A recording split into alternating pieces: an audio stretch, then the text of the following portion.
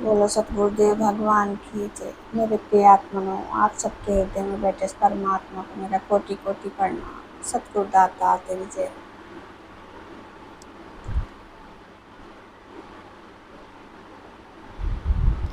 तो आज मैं आपको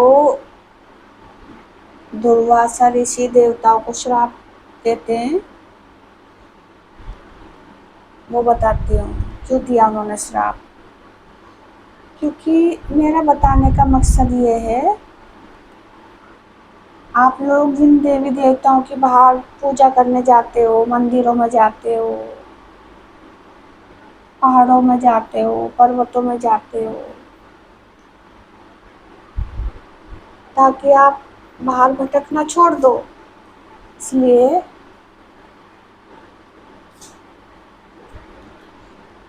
तो आपका जो बाहर भटकाव है, बाहर की यात्रा से अंदर की यात्रा कराने के लिए मैं सब कुछ दिखा रही हूँ आपको, ताकि थोड़ी बहुत कहीं से भी आपको पता चले कि जो चीज़ आप बाहर ढूंढ रहे हो वो अपने अंदर ढूंढो। अपने अंदर ढूंढनी चाहिए। इसलिए मैं इन वीडियो को दिखाती हूँ, और मेरा दिखाने का कोई और मकसद नहीं है। मैं सिर्फ आपको सही जगह लाना चाहती हूँ, एक परमात्मा से जोड़ना चाहती हूँ, आप सबको एक करना चाहती हूँ।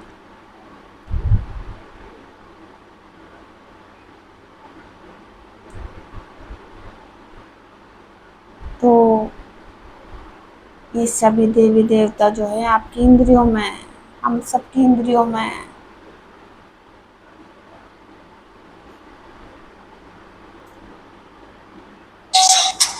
गौरी पुत्र, स्वर्ग लोक की अनुशासनहीनता की दशा देख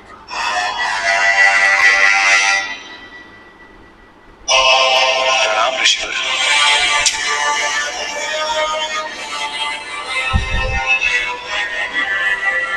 ऋषिवर आप यहाँ? हाँ देवराज, मैं आपको ये दिव्य माला भेंट देने की विचार से ही आया था, और स्वर्ग लोक की दशा देखकर मुझे पूर्ण विश्वास हो गया है कि वास्तव में आपको इसकी अत्यंत आवश्यकता है।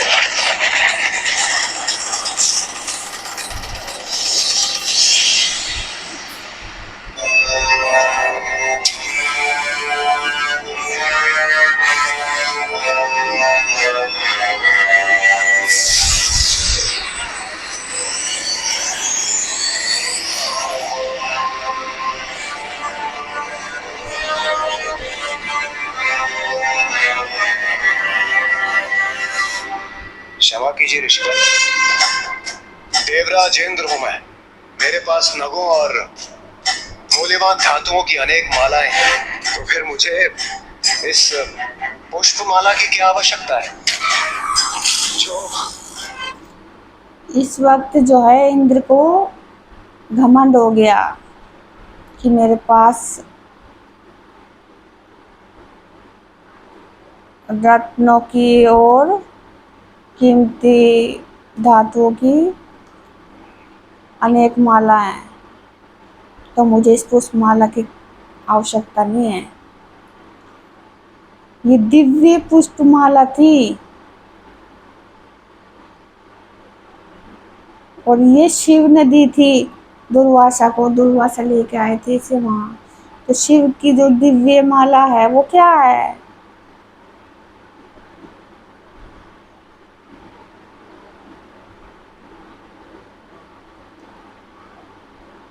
दिव्य चीज जो है हमारे वीर्य से ही शुरू होता है, सांसों की माला से वही सूर्य को ऊपर ले जाना पड़ता है, वही दिव्य है, दिव्य माला।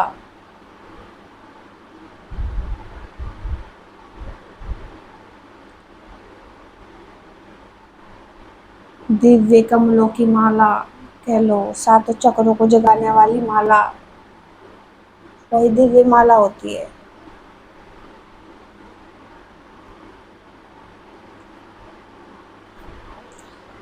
जो इसका जो गजमुख हाथी था,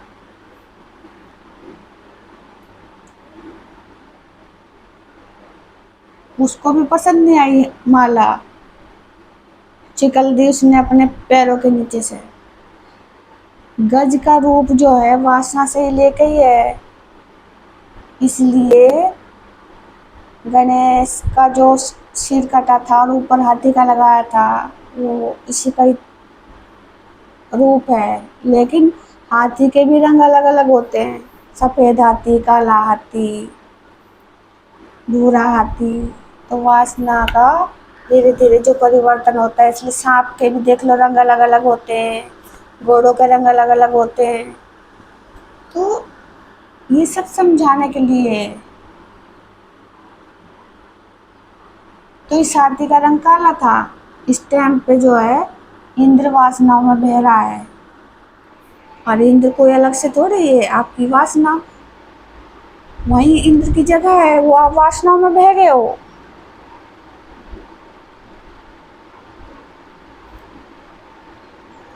इसलिए दिव्यमाला को ने अस्वीकार किया, उसका निरादर किया। अब ऋषि दुर्वासा जो है उसे श्राप देंगे। ऋषिवर, स्वर्ग में आगमन हेतु आपको अनेकों धन्यवाद, किंतु मुझे इस समय प्रस्थान करना होगा। स्वर्गलोक की रंगशाला में अन्य देवता मेरी प्रतीक्षा कर रहे हैं। ऋषिवर, मुझे अविलंब स्वर्गलोक की रंगशाला की ओर बढ़ने की अनुमति दीजिए। स्वर्गलोक की रंगशाला, वही मतलब है ना, वासनाओं में तो रंग होता है। जब इंद्र बाहर को बहेगा, वही रंगशाला का अधिकारी होगा ना, तभी अप्सराओं को नचाता है। वही रंगशाला है वासनाओं में बहना, जब इंद्रियां वासनाओं में बहती हैं। जैसे मान लो साधना कर रहा है साधक, तो एकदम से तो सब कुछ परिवर्तन नहीं होता। तो पहले तो इंद्रियां बाहर को बहना चाहती है, इतना कंट्रोल नहीं होता इंद्रियों पर, बेतुसार धीरे धीरे होता है। तो ये रंगशाला वही है। आगे देखो।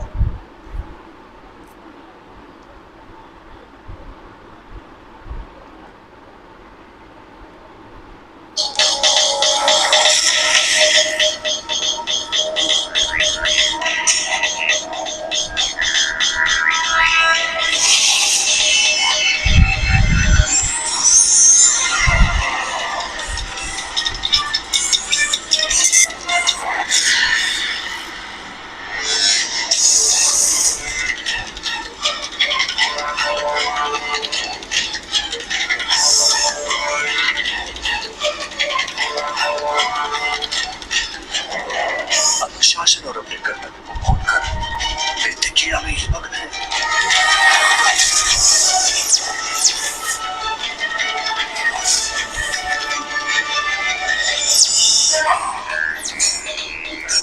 अपने शासन को और अपने जो इनको जो काम करना होता है उसको भूल के नित्य क्रिया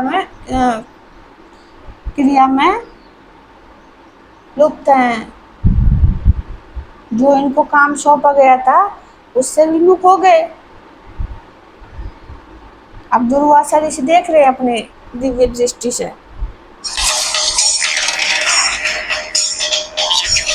हमारे इतने प्रयासों के उपरांत हम हवन कुंड में अग्नि प्रज्वलित क्यों नहीं कर पा रहे हैं? ऋषि मुनि तपस्या कर अग्निदेव का आह्वान कर रहे हैं, और अग्निदेव उनके आह्वान को अनसुना कर रहे हैं। तो फिर सृष्टि में यज्ञ आदि कैसे संपन्न होंगे? ऋषिगण तपस्या कर रहे हैं, अग्नि पर प्रज्वलित करना चाहते हैं, लेकिन अग्नि प्रज्वलित हो नहीं रही। क्यों नहीं हो रही? कि अग्निदेव तो वहाँ आनंद उठा रहे हैं रंगशाला में। तो अग्नि भी तो हमारी वासना में अग्नि होती है, तो अग्नि भी अभी भारी बह रही है। सब भूल गए अपने अपने अधिकारों को।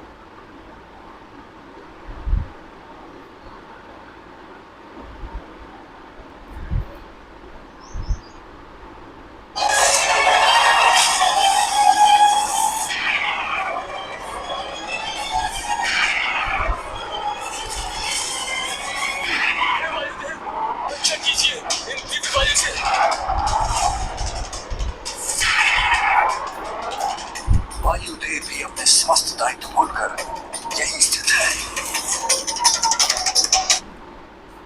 वायुदेव भी अपने समस्त दायित्व भूलकर यहीं स्थित हैं। वो भी भूल गए। आंधी आ रही है, तूफान आ रहे हैं, वासना हो गए। वासनाओं में आंधी तूफान आ रहे हैं, तो वायुदेव भी अपना भूल गए।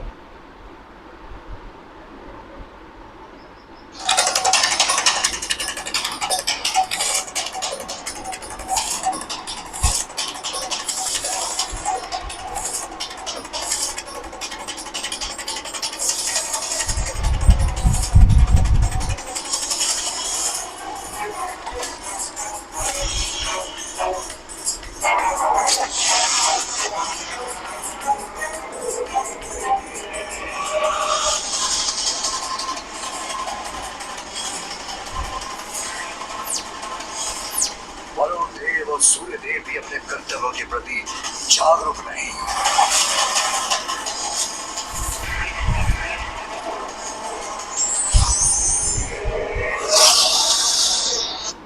वरुण देव और सूर्य देव भी अपने कर्तव्य के प्रति जागरूक नहीं है। वो भी वहीं रंगशाला में है, क्योंकि सूर्य हमारा वीर्य है। वीर्य इस टाइम जो है प्रकृति में बह रहा है, वहीं रंगशाला होती है। जब परमात्मा में ले जाएगा तो फिर वासना का तो कोई मतलब नहीं होता ना इतना बहने का।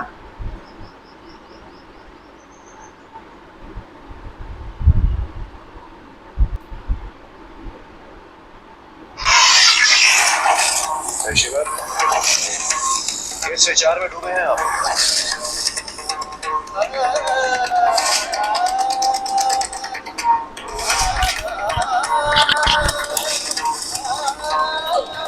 प्रभु जल्दी से घोषणा कीजिए हे इंद्रदेव, हमारी गुहार सुनिए।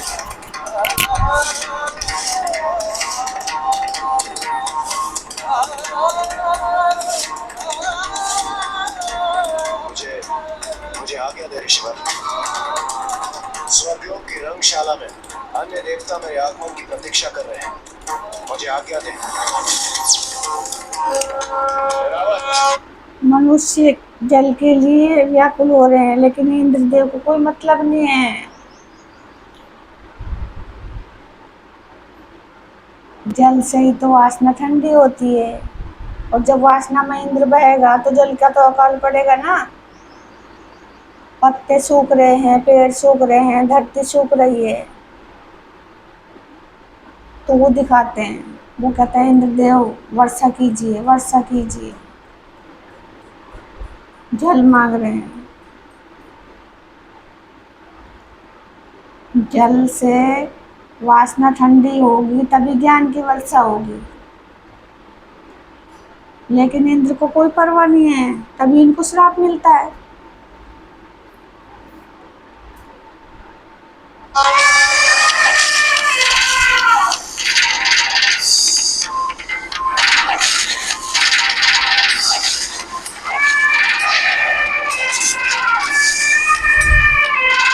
राजेंद्र,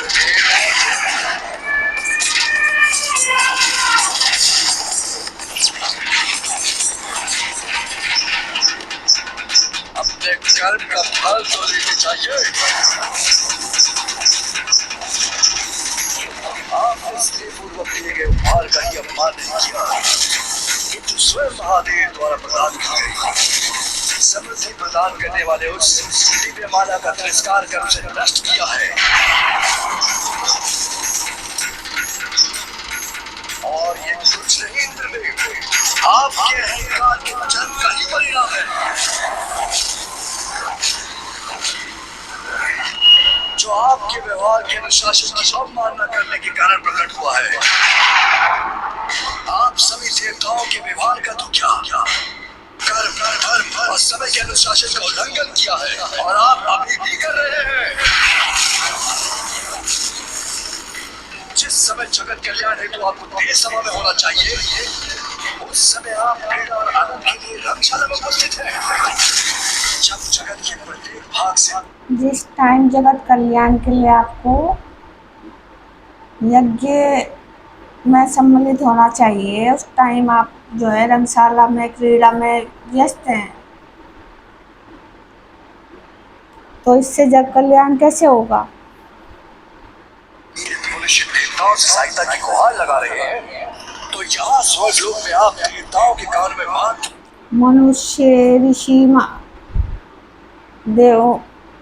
ऋषिगण सहायता की गुहार लगा रहे हो और अब आप जो है यहाँ रंगशाला में व्यस्त हो रहे हो, कहीं नृत्य देख रहे, कहीं कुछ कर रहे। और मात्र अप्सराओं के पायलों की झंकार गूंज रही है।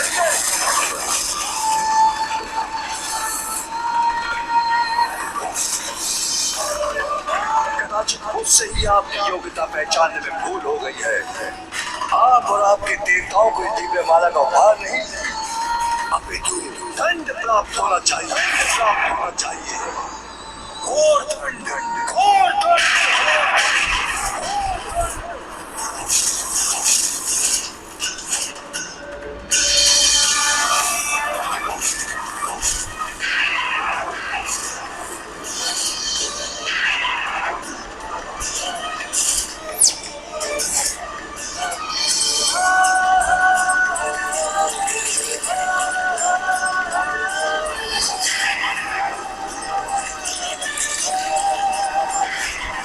आप सभी देवताओं को शाप देता हूँ कि आप और आपके समस्त देवता और ये स्वर्गलोक इसी समय श्रीहीन हो जाएंगे। अर्थात आप सभी प्रकार के सुख, समृद्धि, धन, तेज और शक्ति से रिक्त हो जाएंगे। नहीं ऋषिवर, नहीं इतनी छोटी श्राप दे दिया, शक्तिहीन हो जाओ, धन धान्य से वैभव से सब हीन हो जाओ। अब शक्ति नहीं होगी, लक्ष्य कैसे बनेगा? श्रीहीन हो जाएंगे। जब लक्ष्य नहीं होगा तो श्रीहीन ही तो होंगे, लक्ष्य ही तो लक्ष्मी है।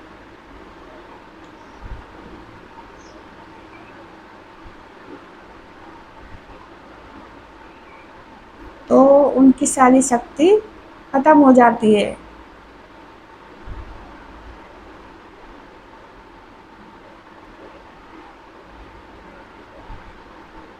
इसी भूल का समस्त देवताओं को क्यों दंड दे रहे हैं आप? वो भी इतना कठोर दंड। इस प्रकार तो हम समस्त देवता अपना सर्वस्व खो बैठेंगे। यही उचित होगा। मुझे पूर्ण विश्वास है, जिसमें अनुशासन नहीं होता वो किसी भी सुख के योग्य नहीं होता। जिसमें अनुशासन नहीं होता वो किसी भी योग्य नहीं होता। तो अनुशासन बहुत जरूरी है, इसलिए अपनी वासना पर भी अनुशासन लगाओ, सिद्ध करो। रात दिन मत बहो इस वासना में।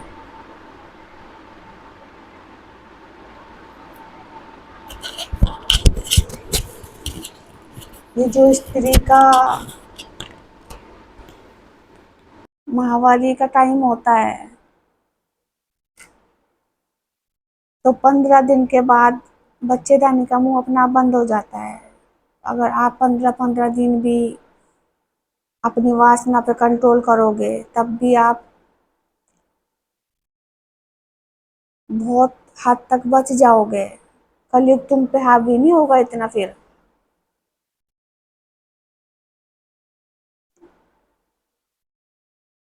तुम्हारी बुद्धि इतनी खराब नहीं होगी। फिर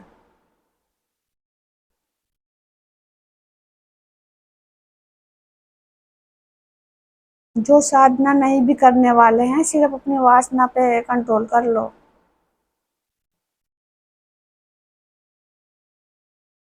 कलयुग का प्रकोप अपने आप कम हो जाएगा।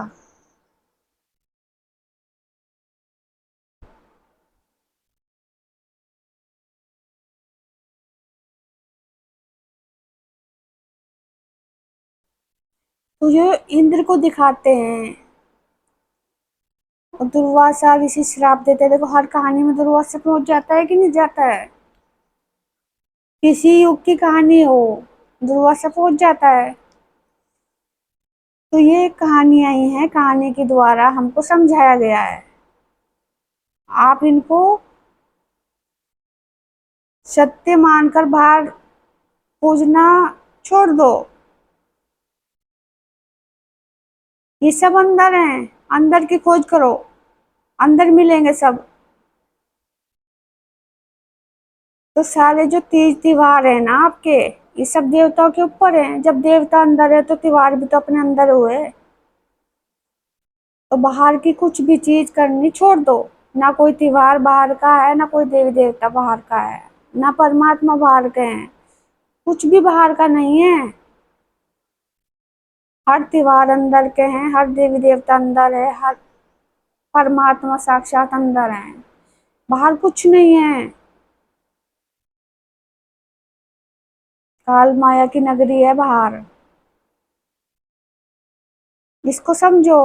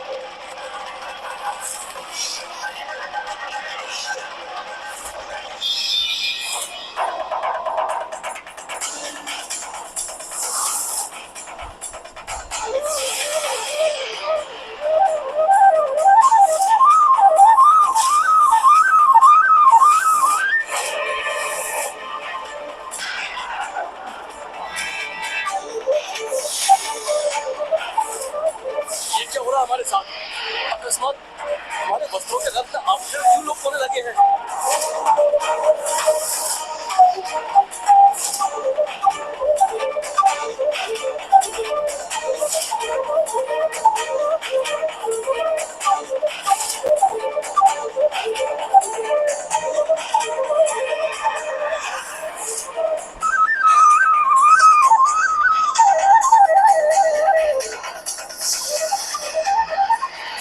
लक्ष्मी भी चली गई, विष्णु के पास से लक्ष्मी भी चली गई क्योंकि श्रीहीन होने का श्राप दिया था। तो लक्ष्मी भी चली गई सारी, वो उर्वशी जो भी मतलब अप्सराएं थी वो भी गायब हो गई, उनके साथ श्रृंगार भी गायब हो गए, शक्तिहीन हो गए ना सब। तो श्रीहीन होने का मतलब है लक्ष्य कुछ रहा नहीं, अब श्रीहीन हो गए। दोबारा लक्ष्य पाने के लिए फिर क्या करना होगा ये कहानी के अंत में बताऊंगी। अभी लक्ष्य खत्म हो गया उनका। तो विष्णु जो सहायता करते थे देवताओं की, अब विष्णु के पास जब लक्ष्मी नहीं है, बिना लक्ष्य के कौन सहायता कर देगा? लक्ष्य साथ में होगा तभी तो सहायता मिलेगी। हमारा कोई लक्ष्य नहीं है तो हमें परमात्मा कैसे प्राप्त हो जाएंगे? पहले साधक को लक्ष्य ही तो बनाना पड़ता है कि हमारा लक्ष्य क्या है। तो उन्होंने लक्ष्यहीन कर दिया, श्रीहीन कर दिया। अब क्या होगा आगे आप देखो। देवता श्रीहीन होकर असहाय और दयनीय अवस्था में आ गए।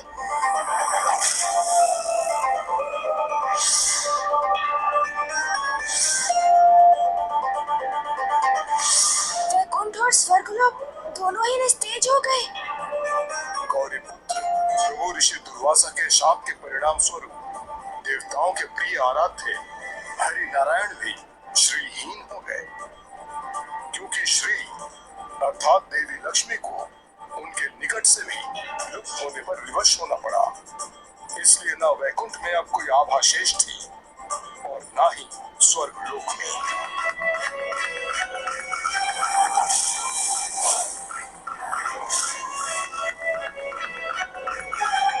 आक्रमण करो, राजपाल का निर्मल देवताओं को।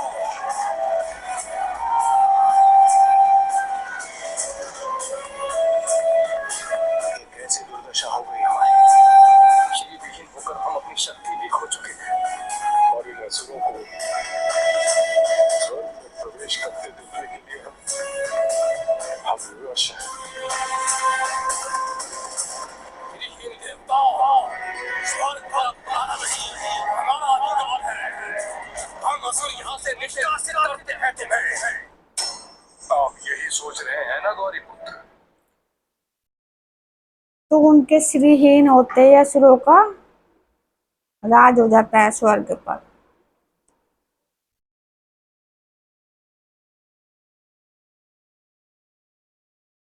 जहाँ इंद्र का राज था, अब असुरों का राज होता है। तो इंद्र जब उल्टे रास्ते चलेगा तो असुर तो आएंगे ना वहाँ।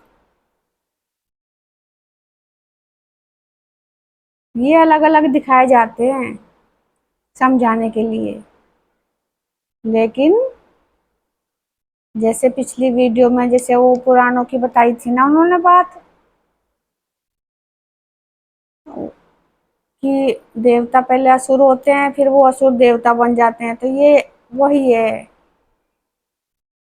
जब तक उनके पास लक्ष्य होता है तो वो देवता होते हैं, जब लक्ष्यहीन हो जाते हैं, श्रीहीन हो जाते हैं तो वो राक्षस बन जाते हैं।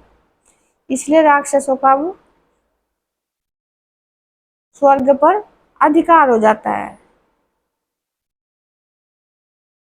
तो इन इंद्रियों को चाहे नरक बना लो चाहे स्वर्ग बना लो, नीचे को बहाएंगे तो नरक बन जाएगा, ऊपर को चढ़ाएंगे तो स्वर्ग बन जाएगा। बस इतना ही है।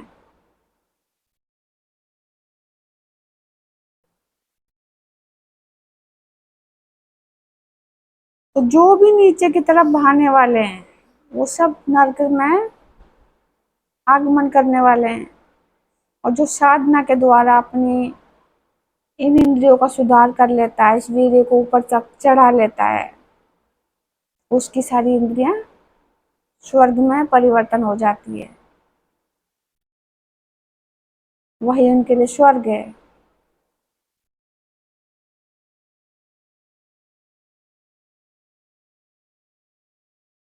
वैकुंठ हमारे नाभि केंद्र में होता है।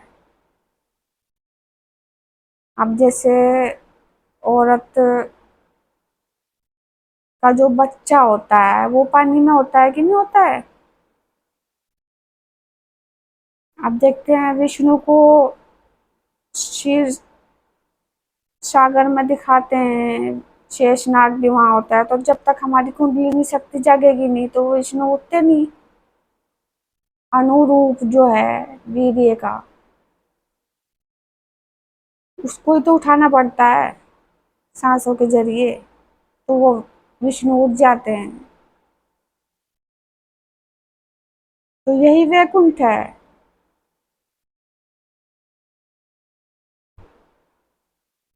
अगर वो स्वर्ग वैकुंठ सतलोक सब एक ही होता तो फिर सब एक ही स्थान पे होते, ही अलग अलग स्थान के दिखाए गए।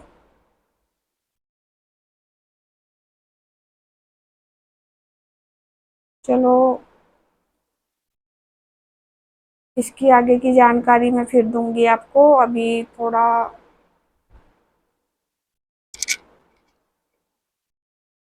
समय भी कम है मेरे पास, क्योंकि घर के काम करने होते हैं।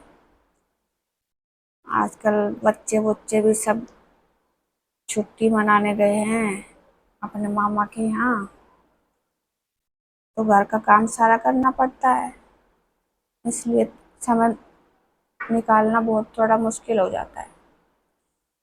तो इससे आगे की जानकारी मैं अगली वीडियो में दूंगी।